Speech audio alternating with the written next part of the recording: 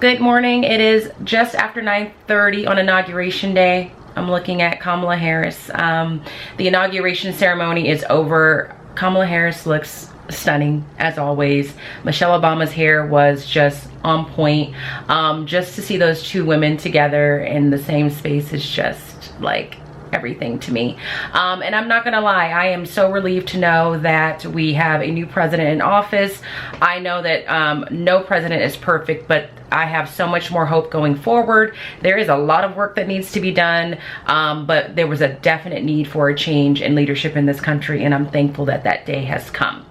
With that being said, I'm in between classes. I just finished the inauguration lesson with my homeroom class, and actually we have about 10 minutes more left, but we will have to finish that tomorrow because I only had one session with them today.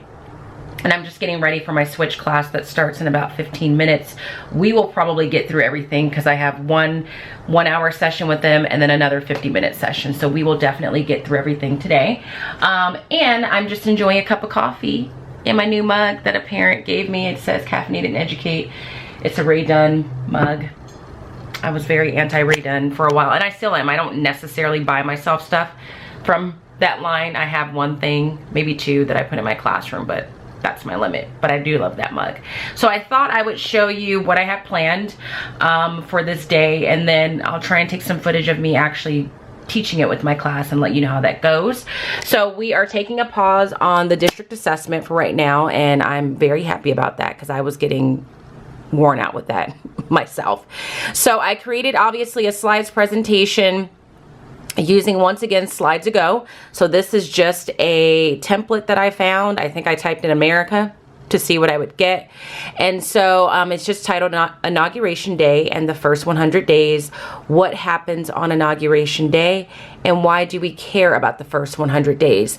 Now, when I did this with my switch, I really feel like I needed to intersperse opportunities for them to talk to each other more, because in the beginning there was a lot of me talking and then like sharing videos. So with my switch class, I'm definitely gonna break it up a little bit. And I'm gonna start off the conversation when we start talking about the first 100 days by asking them about the quote, you know, you never get a second chance to make a first impression, and what do they think about that, to kind of give them opportunity to kind of participate in the conversation. But in the slides presentation, it just walks them through what my plan is for the day with them. There's 4 main things that we're gonna do. We're gonna talk about what happens on Inauguration Day in the White House. So I'm gonna show them a video that I found on YouTube. Then I'm gonna show them footage of the Obama-Trump transition of power and explain to them that this year's inauguration is going to, or looked different for a variety of reasons. One of those is obviously the pandemic, but another one of those is is based on some of the choices that Trump made in this and how he chose to handle the inauguration or transfer of power. Then we're going to talk about the history of the first 100 days and its significance, and then we're going to get into media literacy, which is what I want them to get the most out of this lesson, if I were to be totally honest. So I'm gonna first show them a clip of what happens on Inauguration Day. This I found on YouTube, and I will link all these videos if you want them. I know it's like after the fact now, but it just talks about what they do in the White House, like how they move furniture, who's doing what, like all the logistics of that. Then I will show them footage of the Obama-Trump transition of power on Inauguration Day. I want them to see what it should look like, and some of the images that they're going to be missing out on, like making sure they realize you're not going to see this, or you didn't see this, because that was a choice that Trump chose to make in terms of not being there to kind of formally greet Biden and President Biden and Dr. Biden. So just showing them that there's usually a parade and all these other things that go on that can't occur because of the pandemic. So I'm going to show that video. And then after that, we talk about the first 100 days, and this is where I'm going to ask that question, you know, what does it mean when people say you never get a second chance to make a first impression? This gives them historical context of why people even pay attention to the first 100 days now. So we watched that. I asked them to kind of restate to me, when did we start caring about the first 100 days? And if they were paying attention, they'll realize it was when Roosevelt took office, because the country was like in a bit of a crisis.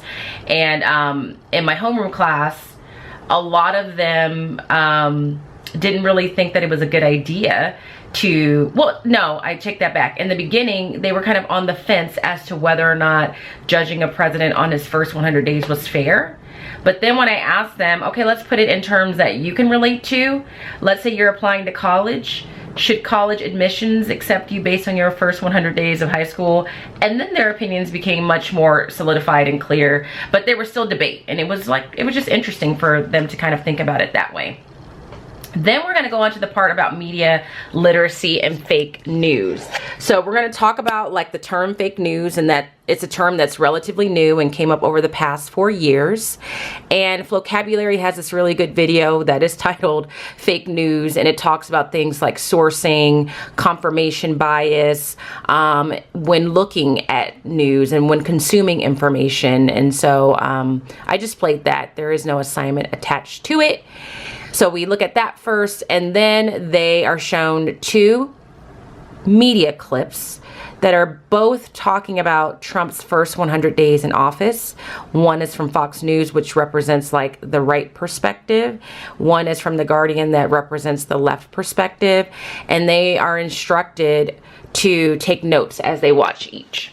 Like, what do they seem to be saying in this video? How do they seem to be assessing it? Note word choice, tone, phrase, music that's playing. So we watch, they take notes, and then this is where we left off with my homeroom class. After that, I'm going to put them in their breakout rooms to compare notes, and I'm going to give them a few minutes to just jot down in a bulleted list, what did Fox News seem to be saying about his first 100 days, and what did The Guardian seem to be saying. So again, I'm going to put this in grid format when that point comes, and they'll be working on their own slides, and I'll be able to see that. And then the very last thing that we'll do after we discuss our observations as a class when they come out of their breakout groups is just look at Biden's plan for the first 100 days and what he would like to accomplish. And then that's really it. Like, I feel good about it in that it's giving them just information. It's teaching them a skill that I would hope that they would use going forward in terms of like consuming media and understanding things like confirmation bias and sourcing. And I'm looking forward to doing this with my switch class, because again, they're usually a little bit more vocal and opinionated than my homeroom class, but my homeroom class did really well with it. So that's my plan. Class starts in 7 minutes. And so again, I'll try and capture some of that, but if not, I'll have to rehash. I'm just looking at a clip of Michelle Obama, and she just looks like, I don't have any words. Like, so anyway, let me get ready for class and I'll talk to you guys. Do you think it's fair for us to judge a president or make any sort of assessment about the upcoming presidency based on the first 100 days? Why or why not? This is just your opinion. Well, like for me, I'm kind of in the middle, because it's like at the same time, like, yes, we could judge him, or like I'm like in the middle of that, and like we don't have to, because that's only 100 days out of 4 years. Okay, so you're kind of unsure. Like, there's a part of you that's like, yes, we could, but at the same time, it's just like 100 days out of a span of 4 years, so you're not quite sure if it's an accurate reflection. Okay, I'm gonna go first. So I think they shouldn't, because like as you're like being a president, you should have been prepared for this like by a long time ago, and you should be like making the rightful choices. But then like as like time goes on, like people could like realize what they've like, if they made a mistake, or like, realize like what they need to do. So I think like, yeah and no. Okay. Like you can't judge them the first 100 days. But at the same time, you can kind of get like some sort of judgment, because like it's been 100 days, so now you know like how they are and how they are going to be in your nation. And it's just kind of like it's kind of like you're gonna judge someone either way, but at the same time, you don't know fully what their plan is as president. So it's like you can judge them, but they still have a lot to do. Yeah.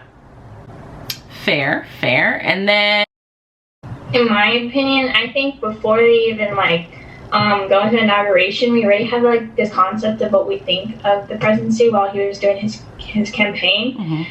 And in my opinion, I think from like the judgment we really have upon him, I think in the 100 days we get to see like what the president has promised and how fast or what kind of time span he will get these things done. Her point is like, you know, we've watched this person campaign, and campaigns really last like the span of it. They've been campaigning at that point for about 2 years. So she feels like we've had 2 years to like get a sense of what this person is, and that person has had 2 years to really look at the state of the nation and get things figured out. So maybe the first 100 days is fair. Okay. Now, I'm gonna ask it this way. Maybe this will help some of you that are on the fence get off the fence, because it helped in homeroom. Like, then people suddenly had these epiphanies when I framed it this way. How many of you are planning to go to college or trade school or something along those lines? Like high school's gonna end, you're gonna apply for school, whatever.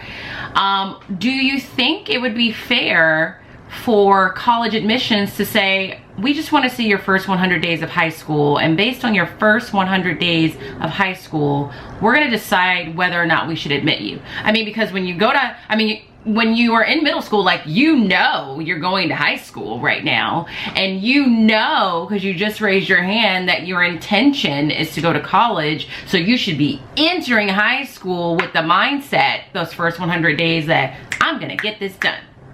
Okay? Based on some of the points that some of you made.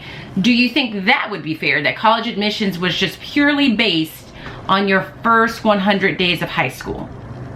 Yes? No? Why or why not? Start. Honestly, I don't know if it should be judged based on your first 100 days of your like freshman year, because like that's when you're kind of getting situated. And now that I think of it, like, becoming a president isn't just, it's like life changing.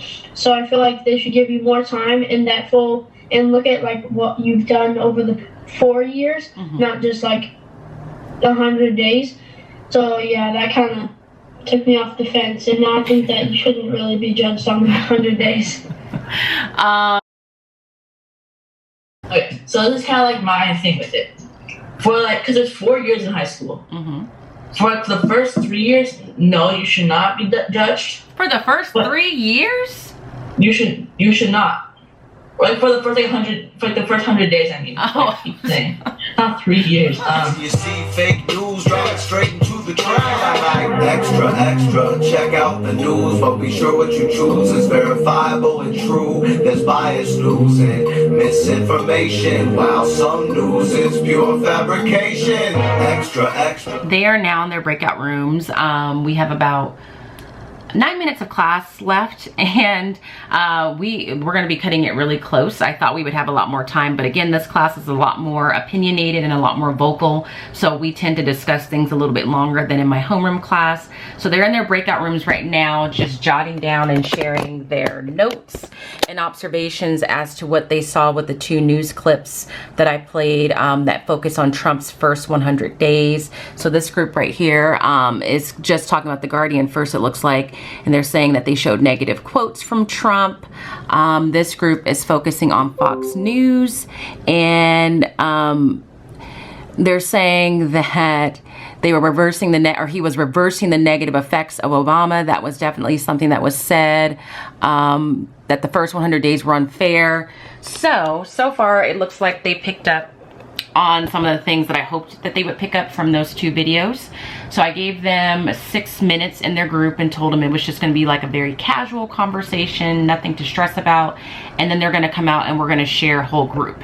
And now that I think about it, we're not going to finish this lesson today because we won't have enough time to share their thoughts and then play the video clip of Biden's goals for the first 100 days. Like, we won't have enough time for that. So far the lesson went well in both classes. I don't have any complaints there. I'm gonna jump in on one group because someone is playing on this slide. You see that? Like, what is this? What are we doing here? So we're gonna go in there and see what's up. This is group 3. I'm coming.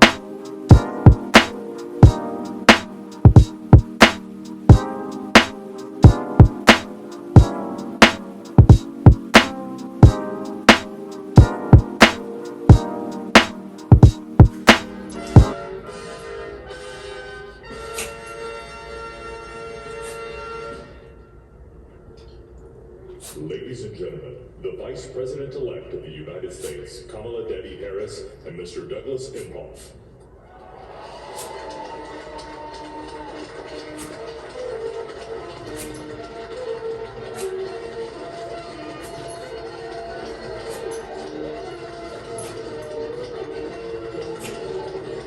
Okay, it's 3:15ish, 3:18, but let's just call it 3:15.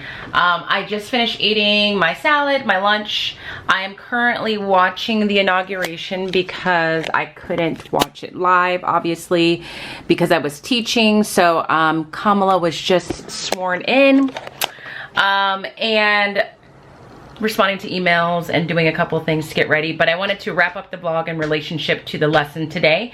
So we ended up not finishing in my switch class either. We left off at almost the same point as my homeroom class because, like I said, they're just more talkative, and I had to show them a different video that was totally unrelated to the inauguration before class started. So we lost about 10 minutes there, but it went well. From what I saw, most groups had their slides filled out with the exception of one, the one that I had to go visit.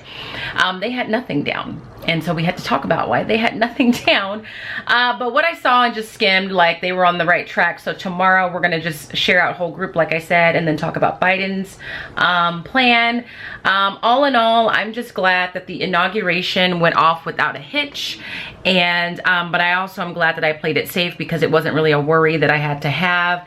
And just like, man, like I haven't seen Biden's speech yet, because we haven't gotten to that point, but I just put on my Insta story, like, just freaking Michelle Obama.